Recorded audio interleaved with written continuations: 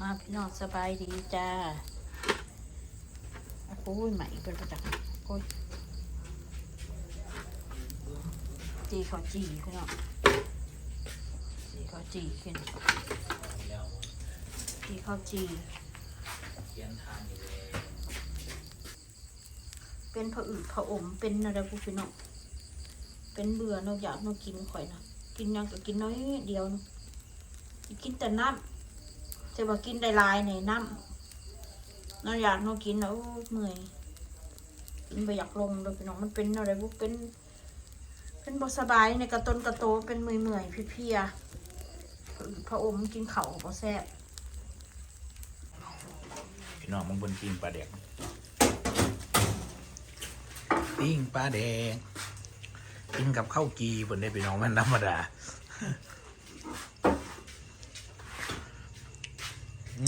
แม่เดี๋ยวตีมันจะมาตีเยาเกินหรือหรือปล่อยมาเลยนำมานาหน่อยแม่มันหายมันไม่กวนลุงมันแม่มันตีมันวันนี้ปฏิบัติร้อยเย็ดแม่มันขึ้นมันกินปลาเดียกของแท้แซ่บโอ้ยถือเห็ดใส่ที่แม่นี่นะซูนมันซูนมันซูนไอแม่ไปแล้วจะจำของใดของวิธีจำเห็นใดของมันร่างนั่นเลยเด้อจำนี่มะเขือไปเก็บมาในต้นนะอยากกินรอบ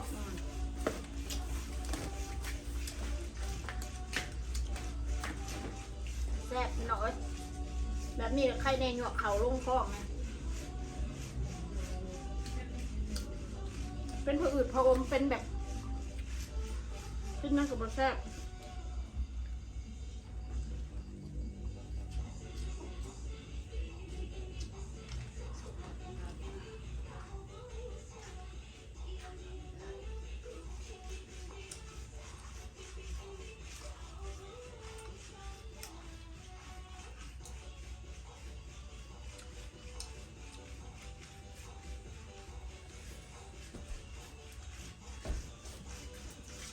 แม่ต้องกินแม่จำประเด็นกินน้ำแน่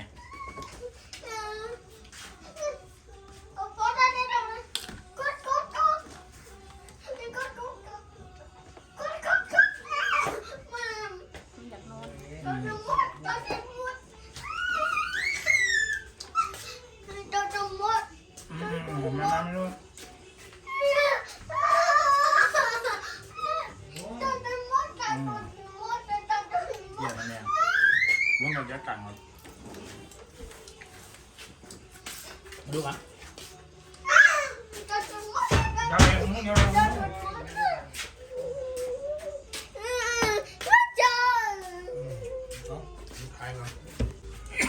เอามาดูมาขอจำต้นแซ่บๆอ่ะเด็กนอนแล้วลูกสาวไปไหนเด็กนอนแล้วอาบน้ำเมื่อไปอาบน้ำกินมะพร้าวมึงอ่ะเบิ้งจับไป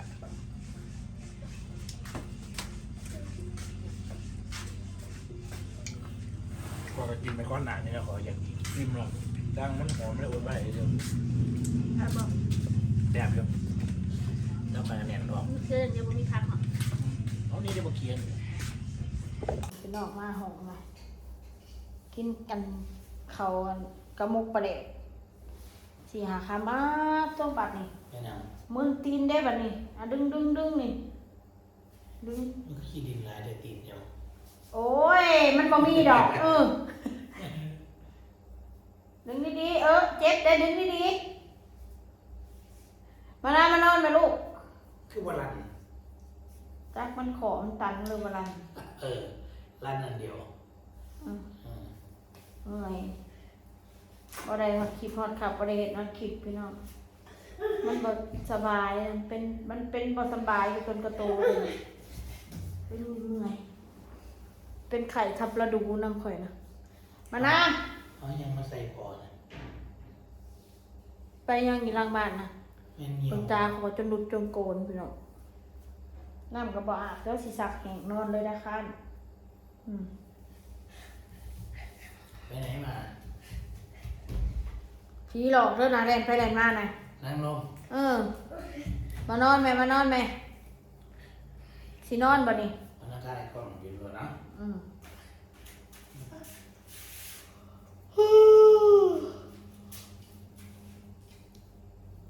ง่วงนอนคอยกันนะเขาหู้แล้วเขาเป็นยังคอยอยากนอน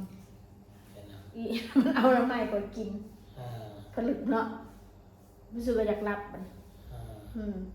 ปกติเราพูละนอนที่ 1 ที่ 2กันแหละวันนี้5 กับ 2 ทุ่มอยากนอนแล้วพี่น้อยมาเร็วๆมานอนมาลูกมากินข้าวกามาแล้วกินสมันกินไรกับเจ็บท้องเจ็บใส่มานี่มานอนนี่ ช่างมันเรียนมั้งเรียนนี่มั้ง มันเล่นอยู่บัดมือแล้วมื้อนี้มาแต่ว่าสำระอาบน้ำให้พี่น้องใส่สบู่ผูกแขนผูกขาน้ำปื้อมานานหน่อยก็ต้องดื้ออะไรเลยเนาะ ดื้อครับดื้อวิธีเลย อยู่น้ำพายก็ได้ดอกแบบนี้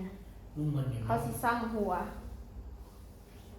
มาหน้านี่ดื้อคักเด้อพี่น้องเด้อตำนะตำดังแล้วไปเนาะต้องระมัดระวังโอ้ยยังไม่เรียนได้ไม่เรียนนะ ดื้อก็ส่วนดื้อเนาะส่วนหูจักความก็มีอยู่บ่ได้ดื้อเสมอไปดอกตัวหูความก็หูตัวดื้อก็ดื้อตัวได้ดื้อก็ตีพี่น้องเอ้ยตีสำใดสำหนึ่งไม่ได้สำเหม็นมานานก็ชิโยนเห็นยังเนาะ อันนี้มันไปขังไว้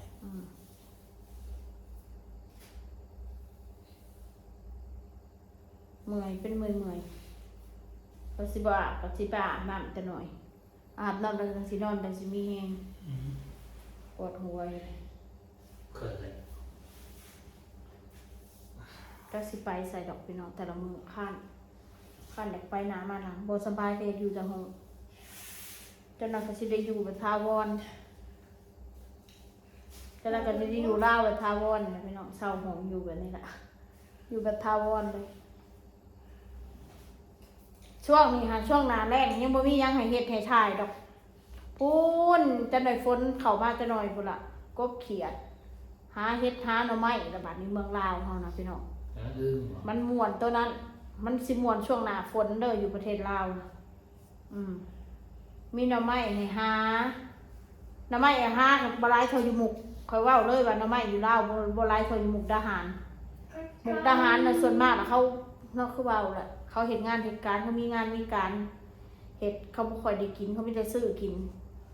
แล้วบ่ค่อยมีคนหาซั่นซะเพราะยามหน่อไม้ก็บ่อึดบ่อยากมีแต่ชาวบ้านเฮาน่ะหากินเล็กๆน้อยบัดอยู่ลาวคนหาบัดทีบมันเฮ็ดงานเขาก็หาบัดทีบบัดแดนหาหน่อไม้ขายนะจะนำปัญญามเฮ็ดปวกออกจะหน่อยเฮ็ดปวกเฮ็ดเพาะมันก็ม่วนช่วงหน้าฝนพุ่นล่ะเก็บผักชะแยงขึ้นมานี่หาปูหาปลานาข้าวใหม่ปลามันจะหน่อยปะแป๊บเดียวนั่นพี่น้องนี่ก็เดือนกุมภามีนาแล้วเฒ่าแล้วมาเพชรกับข่อยเพิ่แป๊บเดียวอยู่นำกันเขา19 ปีล่ะพี่น้องถ้าสิป้ากะโอ้ยมีพี่น้องมาหาผัวใหม่ซะสมมุติอะโกยบอกปันมีคนเอาข่อย เนาะบอกปันมันมีคนเอาหาผัวใหม่ซะสมมุติเบาเผ็ดเราเป็นตาสแตกว่าซั่นถ้ามีคนเอาหนึ่งมีคนเอากับใครก็ว่ามันเป็นไปบ่ได้ดอกพี่น้องเอ้ยบ่ดีกับผัวเฮาขี้ข้านกับผัวเฮาดีกับผัวคนอื่นดูกับผัวคนอื่นเนาะพี่น้องเนาะมันก็สุดแล้วก็สุดกำลังเฮาก็เฮ็ดได้ส่ำนี้เฮ็ดเท่าที่เฮาเฮ็ดได้เฮาบ่ได้ไปแข่งกับไผมันสิมองว่าอะไรก็สร้างมันเฮาบ่ได้เฮ็ดความเดือดร้อนให้ผู้ใดเขาสร้างกับผู้ใดบ่อยากคบก็บ่เป็นหยังเนาะพี่น้องขอแต่เฮามีกันและกันก็พอคนเฮาถ้าเฮาบ่มีเงินมันบ่อยากคบดอกเอาตรงๆหมดมีใครอยากคบมีใครอยากสมาคมนำหน่อยนักสิเห็นคนสมาคมนำเฮาน่ะเห็นบ่กี่คนดอกพี่น้องข่อยก็เห็นได้บ่แม่นว่าข่อยบ่มีล่ะสิบ่มีคนอยากคบมี FC ที่เพิ่นให้กำลังใจข่อยมีแล้วก็ผู้เพิ่นช่วยเหลือข่อยก็มีอันนี้หั่นว่าง่ายๆซะคือพี่น้องอินบอกอย่างก็ เบ้าอย่างก็เมื่อวานคอมเมนต์กันอย่างก็ว่าคือบ่ให้นั่งอ้นอันคายดินคายดอนคายดินคายอย่างก็มาซอยเรือข่อยโอ้ยมันก็บ่ปานนั้นแหละเนาะพี่น้องไผมันสิไปเฮ็ดมันภาระของไผของมัน มันของหมอ แม่นข่อยมันเป็นธุระหยังของเขาสิไปเขาคายดินคายดอนมาซอยเรือข่อยมันบ่ได้ไล่แรงขนาดนั้นดอกชีวิตหมู่ข่อยเท่าใดนี่ล่ะข่อยเป็นข่อยไปข่อยเก็บข่อยหาไปนี่ล่ะสิไปให้จนให้พี่ให้น้องคายดินคายดอนมาซอยเรือเฮานี่โอ้เฮาก็เห็นแก่โตพุ่นแล้วเนาะมันบ่แม่นแล้วสมบัติไทยสมบัติมันพี่น้องไผขี้เหร่ ไม่สวย เพิ่นวาดอันนี้แหละเพิ่นว่าบ่งามมัน ใครไม่สวยน่ะทำไมวาดไม่สวยต้องวาดสวย อันนี้เริ่มมุดใจก็เลยไปนอนคันวาดบ่งามก็ว่า ๆพี่ตะว่าหักกันแพงกันกับเบิ่งแง่งกันห่างๆค่ะเอ้ยน้องกันแค่นั้นแหละซอยได้กับซอยบ่ได้กับบ่เป็นหยังมันก็ซอยมามากพ่อแหละพี่น้องเอ้ยบ่มีผู้ใดถิ่มป้าดอกไม้ม้อนแล้วก็ซอยลูกเต็มที่แล้วเราก็ได้นางอ้นน้อยอ้นใหญ่ก็ซอยเลือกกันแหละมีแต่ว่ามีหยังก็แบ่งปันกันกินไปแค่นั้นแหละค่ะสิซอยเป็นเรื่องเงินเรื่องคำทุกคนก็มีครอบครัวทุกคนก็มีปัญหาข่อยนี่มันบ่เป็นเว้าดอกถ้าสิว่าขายสมบัติย่นบ่เทือนมันก็บ่ได้ดอกมันบ่พอใช้ดอกพี่น้องเอ้ย มีแต่ว่าเฮาก็หาไปนี่แหละผัวเมียเฮาเนาะบ่ทำความเดือดร้อนให้เขาซะพี่น้องอย่าเว้าแบบนั้นซะมันเป็นการกดดันกันหักกันแพงกันก็มีแต่ส่งเงินสู้กันกินมีหยังก็สู้กันกินแค่นั้นแหละเรื่องเงินทองอย่าไปยุ่งของกันละกันเลยพี่น้องทุกคนหามาเพื่อสิได้เป็นรักเป็นแหล่งเป็นตัวเป็นตนของตัวเองเนาะพี่น้องเนาะข่อยก็ถ้าแม่นว่าสมุดอันนี้สมุดว่าน้องสิไปคายดินคายดอนมาให้ข่อยนะข่อยก็คือสิหลักบ่ได้ดอกพี่น้องเอ้ยมันเป็นการเห็นแก่โตมันเป็นธุระอย่างของเขาเพราะแต่ว่าให้กำลังใจกันแค่นั้นแหละเพราะมีหยังหลายมีก็ยืมกันเล็กๆน้อยๆสำอยากสำกินน่ะได้อยู่แบบนั้นจนสิไปคายดินคายเรือนคายซานมาซอยเรือนี่มันบ่แม่นแล้วทุกคนเขาก็หามาเพื่อสิได้คือข่อยคือการได้ปัญหาของเจ้าสิให้ค่อยคายดินคายดอนให้เจ้ามันก็บ่แม่นได้พี่น้องเอ้ยทุกคนเขาก็ต้องเห็นแก่โตเรื่องบางเรื่องเขาก็ต้องเห็นแก่โตบ่แม่นใจกว้างคือนำเจ้าพญาเขาบ่แม่นได้พี่น้องเอ้ยเอาละสำหรับคลิปนี้ก็ดึกแล้วเด้อพี่น้องเขาสิไปอาบน้ำนอนก่อนคลิปก็เฮาบ่ได้บ่ได้เมื่อยมื้อนี้เขาบ่ได้คลิปเลยเมื่อยเขาบ่สบายต้นกระโตข่อยบ๊ายบายกินข้าวกับผู้อื่นพระอมพี่น้องเอ้ยกินข้าวกับบ่แซ่บนี่ตะมะนาวน่ะกินอยู่เบิดมื้อ